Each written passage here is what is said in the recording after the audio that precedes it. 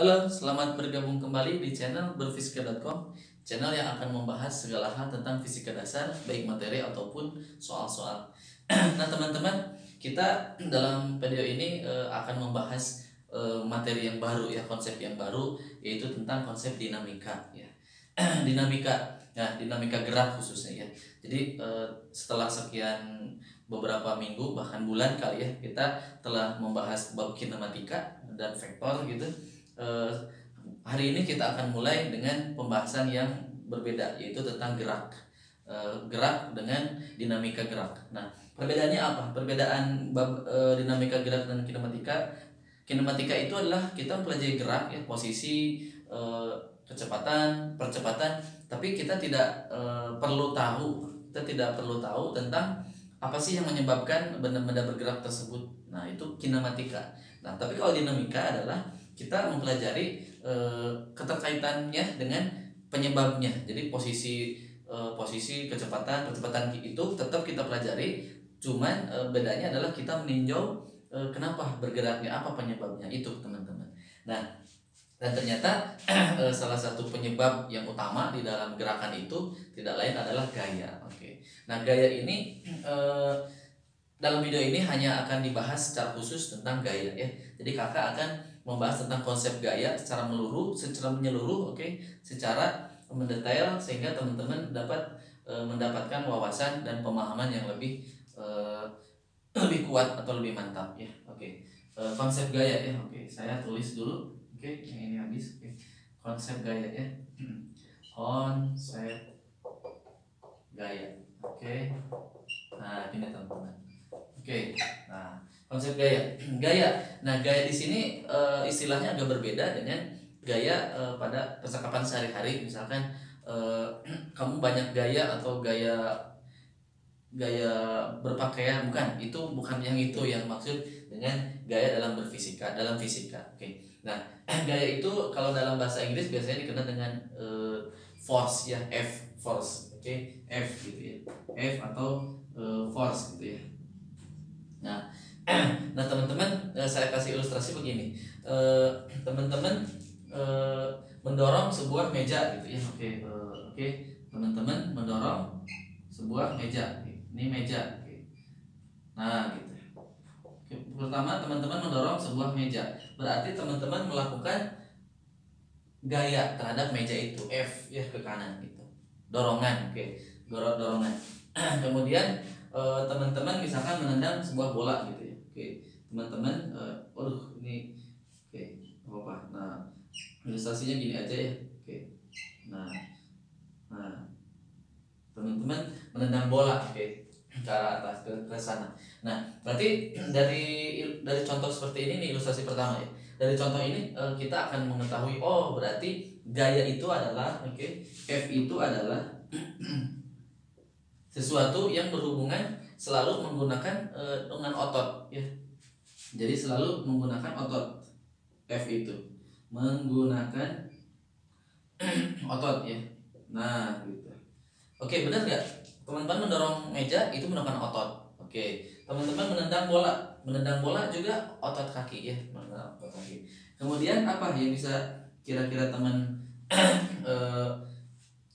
simpulkan dari contoh ini? Misalkan, oh berarti gaya itu akan menyebabkan perubahan kecepatan. Gaya akan menyebabkan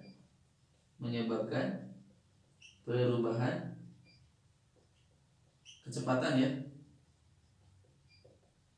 Nah, kenapa begitu? Karena meja awalnya diam, berarti V-nya 0. Tapi setelah itu teman-teman dorong dan bergeser, artinya dia punya kecepatan si meja itu. V-nya nggak 0, artinya V-nya ada nilainya berapa gitu, nggak tahu. Kemudian begitupun dengan si bola. Oke, si bola ini teman-teman tendang, oke, dia sehingga punya kecepatan gitu, punya kecepatan. Oke. Nah, yang terakhir yang bisa disimpulkan dari contoh ini, gaya itu berhubungan dengan kontak. Oke, teman-teman mendorong meja, berarti ada kontak dari tangan teman-teman ke meja. Oke, berarti ada kontak nih, ada kontak. Teman-teman tendangannya kakinya dengan bola, ada kontak. Oke, Nah, itu ilustrasi pertama. Oke, saya kasih ilustrasi kedua nih. Contohnya begini. Teman-teman sedang duduk gitu. Nah ini saya ilustrasinya bukan bentuk ini ya, utuh. Jadi saya ini aja karikatur gitu. Oke, nah ini ada misalkan kursi ya. Nah, teman-teman lagi duduk gitu. Oke, nah, lagi duduk sedang baca buku gitu. Nah ini teman-teman kursinya. Nah teman-teman lagi duduk sedang baca buku gitu. Nah kira-kira teman-teman mengalami apa? Teman-teman duduk gitu. Apakah teman-teman bergerak gitu? Teman-teman nggak bergerak. Iya diam ya. Iya teman-teman diam.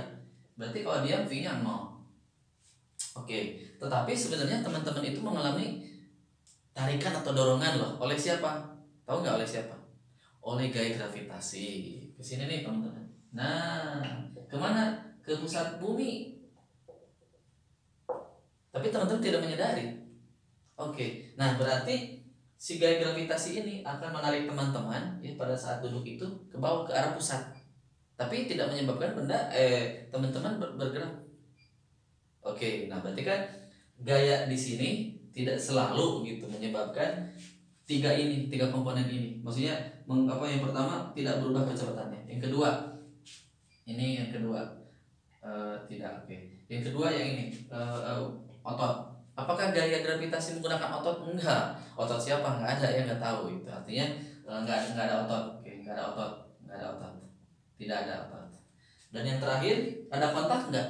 Apakah teman-teman merasa ada sesuatu yang narik gitu ke badan teman-teman ke bawah gitu, ada yang narik gitu? Wah, itu mah apa gitu. Penampakan bukan. Maksudnya intinya nggak ada.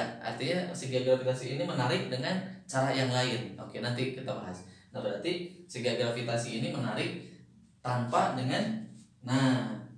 tidak ada kontak. Jadi tidak ada kontak. Oke, ini tidak otot. Tidak menggunakan otot. Oke.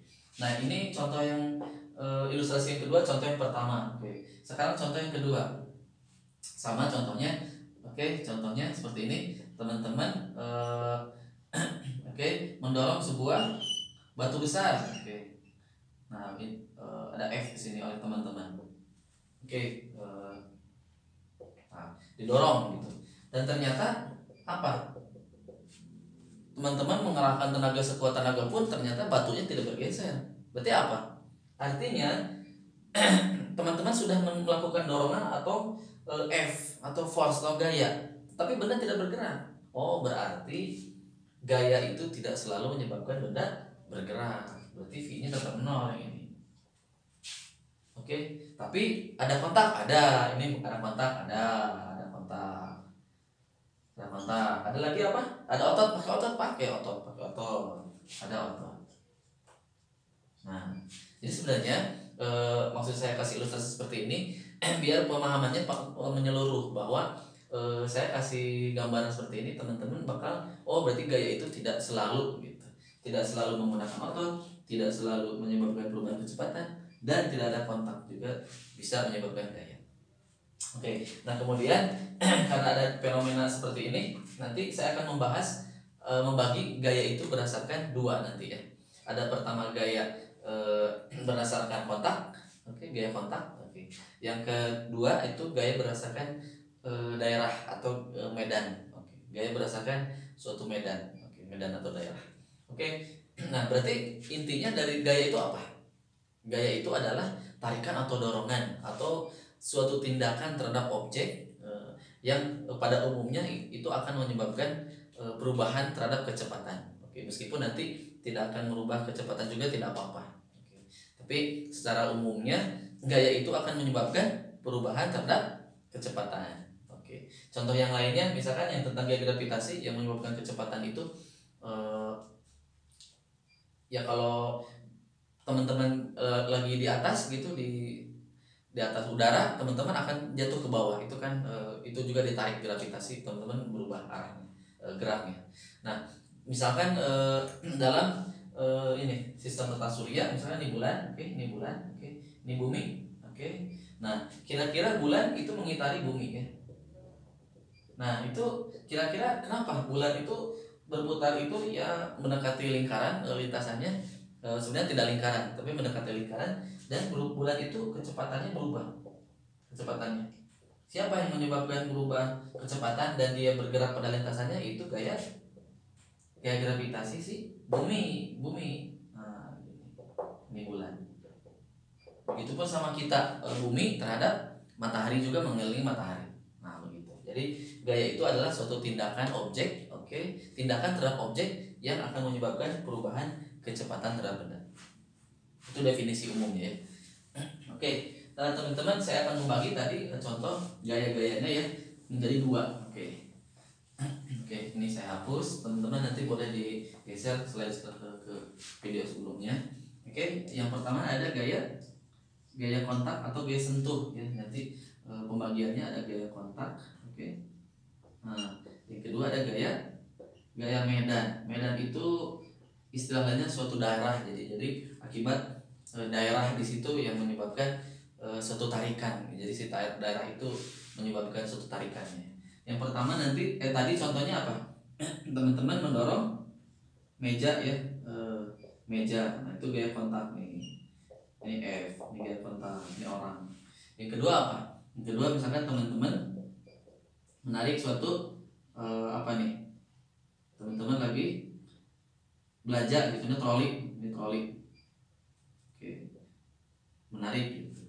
Ini trolinya. Kemudian yang terakhirnya apa? Bola ditendang, boleh lah yang tadi ya. Oke. Bola ditendang. Oke. V ya. Jadi secara umum V-nya berubah ya, V-nya berubah. Kemudian yang ini apa? Yang gaya medan. Yang tadi gravitasi ya, berarti ini M, ini massa 1, ini massa 2. Nah, jadi ini akan bergerak ya, karena ketarik F gitu. Gaya gravitasi nih. Jadi medannya medan gravitasi, ini adalah gaya gravitasi. Nah, ini adalah gaya gravitasi. Kemudian contoh yang lainnya gaya apa? Contoh yang lainnya misalkan ada muatan, teman-teman. Ini misalkan muatan 1, ini muatan kedua. Nah, ini juga akan ditarik oleh gaya listrik, gaya kolom namanya. Ini gaya listrik, gaya kolom. Nah, itu teman-teman. Terus contoh yang lain ada lagi teman-teman. Ini misalkan besi nih. Ini besi. Nah, terus di sini ada apa? Ada magnet utara selatan. Nah, ketarik dia sama si besi si magnet itu. Ini dinamakan gaya magnet. Ini dinamakan gaya magnet. Nah, itu teman-teman. Jadi definisi pembagiannya kira-kira ada dua, gaya kontak yang secara langsung bersentuhan, dengan objeknya. Yang kedua tidak bersentuhan.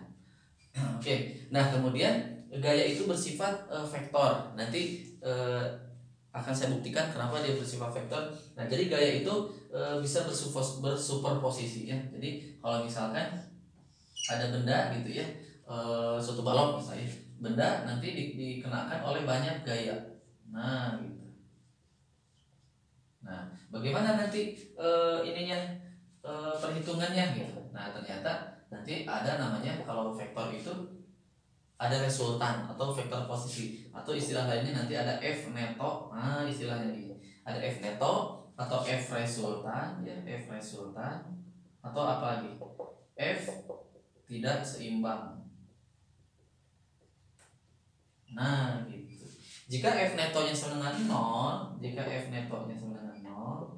nah jika penjumlahan ini kan nanti kalau vektor tinggal jumlahin teman-teman. Jadi F1 tambah F2 tambah F3 dan sebagainya tinggal jumlahkan. Itu namanya superposisi, atau nanti resultannya ketahuan. Jika F netonya sama dengan 0, maka benda itu akan diam ya, atau bergerak dengan V-nya tetap. Ini nanti dinamakan hukum ke-1 Newton. Nah, keadaan ini itu akan disebut keadaan setimbang. Nah, yang terakhir nanti si F ini jika tidak neto ya, jika tidak sama dengan 0, F neto, maka dia akan mengalami perubahan kecepatan. Maka dia akan mengalami percepatan atau kecepatannya berubah. Oke teman-teman, seperti ini kira-kira tentang konsepnya.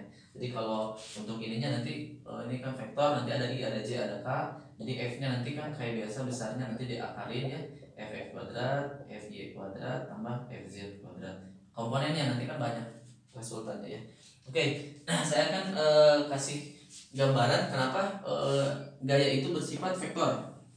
Nah, sebenarnya ini teman-teman bisa melakukan percobaan sendiri. Ini telah diuji, lakukan percobaan di beberapa pengalaman di sekolah ataupun kampus ataupun laboratorium. Oke, jadi ada neraca pegas nih teman-teman. Oke, neraca pegas gitu. Nah, neraca pegas ini akan mengukur pergeseran si gayanya ya. Nah, yang pertama gini. Jadi neraca pegas ini dikasih F1 ke bawah. Nah, F1 ini ternyata awalnya belum dikasih, awalnya seimbang. Nah, setelah ditarik F1 ternyata ini bergeser sejauh 1 cm. Oke, yang kedua, pegasnya sama yang ini. Kita kasih F2 gitu, F2 ke bawah dan ternyata bergeser sejauh 2 cm. Bergesernya 2 cm. Nah, gimana kalau pegas ini ditarik oleh F1 dan F2 bersamaan ke bawah? Bareng-bareng. Nah, ini ada F1, ada F2. Dan ternyata hasilnya mencengangkan. Hasilnya ternyata menjadi 3 gitu. 1 2 3 dan pergeserannya adalah 3 cm. Nah, apa yang menyebabkan vektornya ini teman-teman? Ternyata si pegas ini kita miringkan sehingga dia si pegas ini, si neraca ini ditarik oleh F2 ke kanan, yang F1-nya ke bawah. Nah, ini ada sudutnya. Oke. Dan ternyata hasil pegas di sini itu tidak 3 cm, tapi sekitar berapa? Setelah dicek 2,24 di sini. 2,24 cm. 2,24 cm. Wah, kok bisa? Iya, ternyata setelah kita teliti, 2,24 itu kan seperti ini. Akar dari 1 kuadrat tambah 1 tambah 2. Tuh. Ini apa? Akar dari 1 tambah 4. Akar 5 2,24. Nah, berarti dia mengikuti hukum vektor. Yang ini 1 ya, F1-nya kan 1 tadi, F2-nya kan 2 cm-nya yang tadi. Tapi dia mengikuti. Berarti nih, yang ini itu sebenarnya yang ini. Jadi sudah terbukti bahwa si vektor itulah si gaya itu bersifat sebuah vektor. Oke teman-teman, mungkin untuk konsep gaya kakak cukupkan sekian. Nanti kedepannya kita akan membahas hukum 1 Newton, hukum 2 Newton, hukum 3 Newton, dan penerapannya dalam soal-soal yang lain. Terima kasih atas perhatiannya. Sampai jumpa di kesempatan. Salam berfisika.com.